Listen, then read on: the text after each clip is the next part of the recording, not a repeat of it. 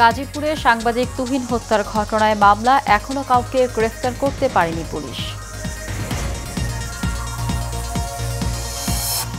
সপ্তাহের ব্যবধানে বেড়েছে পেঁয়াজের ঝাঁজ, বাড়তি দামে বিক্রি হচ্ছে ডিম, মুরগি, চাল সহ শাকসবজি।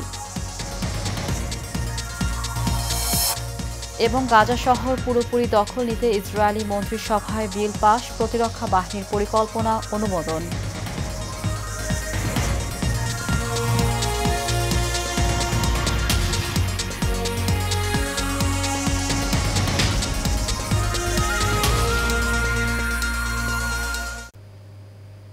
স্বাগত এশিয়ান নিউজে, সঙ্গে আছি জেসমিন ইভা। শুনছিলেন বিআরবি কেবল ইন্ডাস্ট্রিজ লিমিটেড সংবাদ শিরোনাম। এবার চলে যাব পুরো খবরে।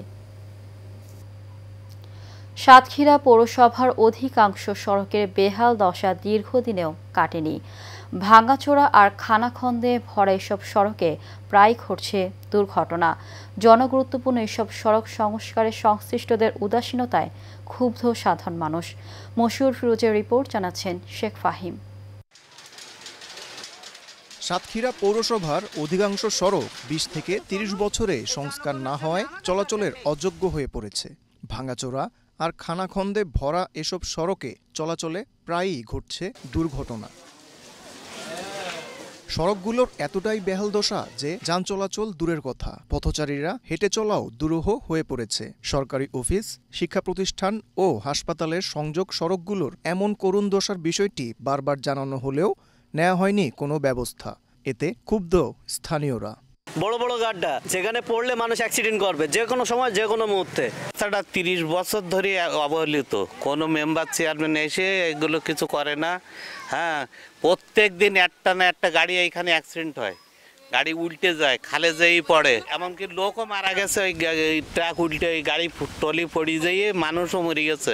আমি কখনোই দেখিনি যে এই রাস্তা কাজ হচ্ছে। এখান থেকে ৪ বছর আগে দেখলাম একবার মেম্বার খুঁড়লো, খুঁড়ে আবার ওইভাবে সমান করে দিল। পৌরসভার ভিতরে আমরা রাস্তাঘাট, আমাদের রাস্তাঘাট এত খারাপ যেটা ৯০ সালের আগে মনে হচ্ছে আমরা বসবাস করতেছি এখনো। সক্ষমতার অভাবেই এই অবস্থার সৃষ্টি হয়েছে। তবে বরাদ্দ পেলে দ্রুত সংস্কার করার আশ্বাস দিয়েছেন স্থানীয় সরকার বিভাগের এই কর্মকর্তা। আমরা এই পরিবেশের থেকে উন্নতি লাভের জন্য আমরা বিশেষ করে যে রাস্তাগুলো বেশিরভাগ সংস্কারের অযোগ্য, সেগুলো থেকে যেগুলো আমাদের নিজস্ব ফান্ডে সম্ভব, আমরা কিছু টেন্ডার দিয়েছি, আপনারা দেখবেন। সেগুলো আমরা খুব শীঘ্রই কাজ শুরু করব। এবং যেগুলো আপনার বড় পরিসরের ফান্ডের দরকার, সেগুলো আমরা জার্মান ফান্ডের সাহায্য নিচ্ছি, আমরা কোভিড-19 ফান্ডের সাহায্য নিচ্ছি। আমাদের বেশ কিছু রাস্তার টেন্ডার হয়ে গিয়েছে, কিন্তু দুর্যোগপূর্ণ আবহাওয়ার কারণে আমরা কাজ শুরু করতে পারিনি। সংস্কারের আশ্বাস স্থানীয়রা বহুবার শুনেছেন, কিন্তু বাস্তবে দেখেননি কোনো কাজ। এবার আর আশ্বাস নয়, তারা চান দৃশ্যমান পরিবর্তন। Sheikh Fahim, Asian television. বাজারে নিত্য প্রয়োজনীয় খাদ্যপণ্যের দাম বেড়েই চলেছে। অব্যাহত বৃষ্টির অজুহাতে এক সপ্তাহের ব্যবধানে বেড়েছে পেঁয়াজ, মুরগি ও ডিমের দাম। আগের মতোই চড়া দামে বিক্রি হচ্ছে চাল ও বিভিন্ন ধরনের সবজি। লাগামহীন দামে নাজেহাল সাধারণ মানুষ। বিস্তারিত শেখ সোহাগের রিপোর্টে। মূল্যস্ফীতি নিয়ে শঙ্কা কাটছে না। টানা ৪ মাস কমার পর মূল্যস্ফীতি আবার বেড়েছে। দেশের এমন টালমাটাল পরিস্থিতিতে অস্থির বাজার পরিস্থিতি, যা বেকায়দায় পড়েছে সাধারণ মানুষ। বাজারে পেঁয়াজ ও ফার্মের মুরগির ডিমের দাম হঠাৎ বেড়েছে। খুচরা পর্যায়ে ১৫ থেকে ২০ টাকা বেড়ে ৮০ থেকে ৮৫ টাকায় বিক্রি হচ্ছে প্রতি কেজি পেঁয়াজ। প্রতি ডজনে ডিমের দাম বেড়েছে ১০ টাকা। এছাড়া বেশিরভাগ সবজির দামও আগের তুলনায় চড়া। অন্য সময় আমি বাজার করি, মানে এর চাইতে অন্তত দেখা যায় যে ৩০, ৪০, ৫০ টাকা করে কম কেজিতে প্রত্যেকটা মাছই। কাঁচা বাজার আগের তুলনায় অনেক দাম বেশি, মানে সব মিলে এভারেজ ২০ থেকে ৩০ টাকা সব জিনিসের কেজিতে বাড়ছে। বাজার মনিটরিংয়ে সরকারকে দায় করছেন সাধারণ মানুষ, আর বিক্রেতারা দিচ্ছেন নানা অজুহাত। আজকে ব্রয়লার ১৭৫, ৭০ টাকা চলতেছে, কালকেও আসলে এরকম ৬৫, ৭০ এভাবে বিক্রি করছে। আজকে একটু বাড়ছে ৫ টাকা। আমরা গেছে সপ্তাহে মনে ১২০ টাকা বিক্রি করছি, এর সাথে দিতেছে ১৩৫, ১৩০ টাকা বিক্রি করে দিতেছে। পানির কাদার কারণে মাছটা ধরতে পারে না, পানি বাইরে যাওয়ার কারণে কেজিতে ২০-৫০ টাকা একটু বেশি। মনে করেন কেজিতে ৪ টাকা ৫ টাকা বাড়ছিল, ওইটা ৮ আনা ২০ পয়সা এরকম কমছে। তবে অর্থনীতিবিদরা বলছেন বর্ষা ও বন্যার মৌসুমের কারণে মূল্যস্ফীতি আবার বাড়তে পারে। শেখ সোহাগ, এশিয়ান টেলিভিশন, ঢাকা। দর্শক, বাজার পরিস্থিতির আরও খবর জানাতে সাভার থেকে আমাদের সাথে সরাসরি যোগ দিচ্ছেন সহকর্মী জহিরুল ইসলাম খান লিটন। লিটন, নিত্যপণ্যের দাম কেমন দেখছেন এ বিষয়ে বিস্তারিত জানান।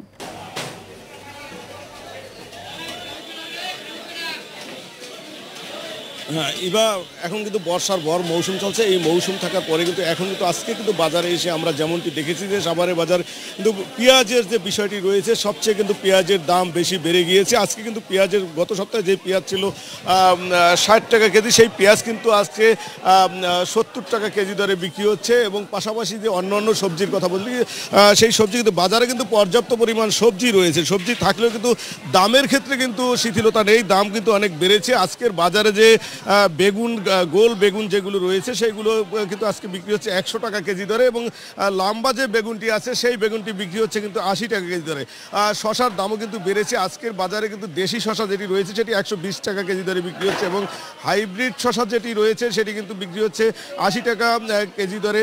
এবং যদি বলি সবজির পরেই যদি আমরা আসি যে মাছের বাজারে, এই সময় কিন্তু বাজারে পর্যাপ্ত পরিমাণ ইলিশ মাছ থাকার কথা থাকলেও কিন্তু সেই পরিমাণ ইলিশ মাছ নেই।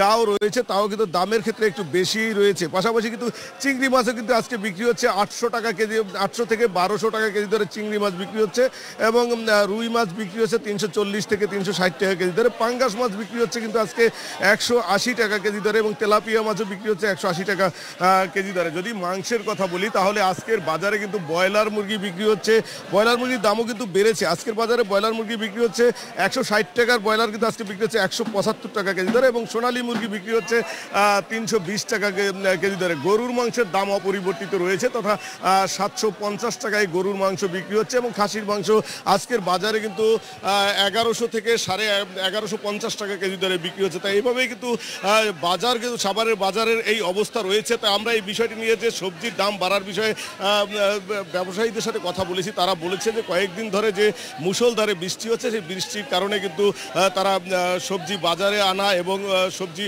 অনেকটাই পচে যাচ্ছে, যার জন্য কিন্তু তারা সবজি সরবরাহ করতে পারছে না বলে দাম বেড়েছে বলে তারা আমাদের জানিয়েছে। এবং এই বৃষ্টি যদি স্বাভাবিক না হয় তাহলে এই দাম কিন্তু আরও বাড়তে পারে বলেও তারা আমাদের জানিয়েছে। তাই এই ছিল আমার কাছে সাভারের বাজার থেকে এখনকার মতো সর্বশেষ পরিস্থিতি। ইবা লিটন, আপনাকে ধন্যবাদ। দর্শক, বাজার পরিস্থিতির খবর জানাচ্ছিলেন আমাদের সহকর্মী। চলে যাব পরবর্তী সংবাদে, আর এ পর্যায়ে থাকবে সারা বাংলা। আত্মমানবতায় চিকিৎসা সেবায় অগ্রণী ভূমিকা পালন করে যাচ্ছে পিএমকে সমৃদ্ধি কর্মসূচি, PMK community health, PMK hospital and diagnostic centre. সাভারের আশুলিয়ায় জনবহুল এলাকার গোমাইল উচ্চ বিদ্যালয় ও কলেজ মাঠে ফ্রি চিকিৎসা সেবা দেওয়া হয়। এতে বিভিন্ন এলাকার অসহায় মানুষকে ফ্রি চিকিৎসা সেবা দেওয়া হয়। এ সময় প্রধান অতিথি ছিলেন পিএমকে হসপিটাল অ্যান্ড ডায়াগনস্টিক সেন্টারের প্রধান উপদেষ্টা ডাক্তার কাজী সুদীপ্তা কবির। উপস্থিত ছিলেন প্রতিষ্ঠানের বিভিন্ন বিভাগের কর্মকর্তারা। রাজশাহীর বাগমারা উপজেলায় 5 আগস্ট গণ অভ্যুত্থান ও বিজয় দিবস উপলক্ষে বিএনপির উদ্যোগে বিজয় মিছিল ও সমাবেশ হয়েছে। উপজেলার ভবানীগঞ্জ আলুহাটিতে বাগমারা উপজেলা ও ভবানীগঞ্জ পৌর বিএনপির আয়োজনে এই সমাবেশ হয়। সমাবেশে সভাপতিত্ব করেন উপজেলা বিএনপির আহ্বায়ক DM জিয়াউর রহমান জিয়া। প্রধান অতিথি ছিলেন বিএনপির জাতীয় নির্বাহী কমিটির রাজশাহী বিভাগের সাংগঠনিক সম্পাদক অ্যাডভোকেট শাহিন শওকত। প্রধান বক্তা ছিলেন জেলা বিএনপির আহ্বায়ক আবু সাইদ চাঁদ। অনুষ্ঠানের উদ্বোধন করেন জেলা বিএনপির সিনিয়র আহ্বায়ক সাইফুল ইসলাম মার্শাল।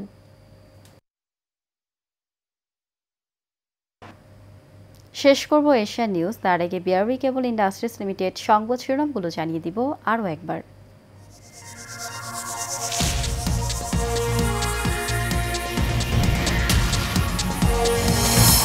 গাজীপুরের সাংবাদিক তুহিন হত্যার ঘটনায় মামলা, এখনো কাউকে গ্রেফতার করতে পারেনি পুলিশ। সপ্তাহের ব্যবধানে বেড়েছে পেঁয়াজের ঝাঁজ, বাড়তি দামে বিক্রি হচ্ছে ডিম, মুরগি, চাল সহ শাকসবজি।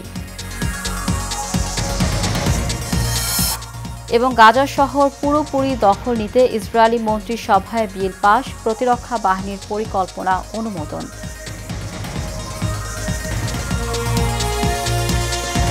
এশিয়া নিউজে পর্যন্ত আমাদের পরবর্তী সংবাদ দেখার আমন্ত্রণ জানিয়ে বিদায় নিচ্ছি। ধন্যবাদ সবাইকে।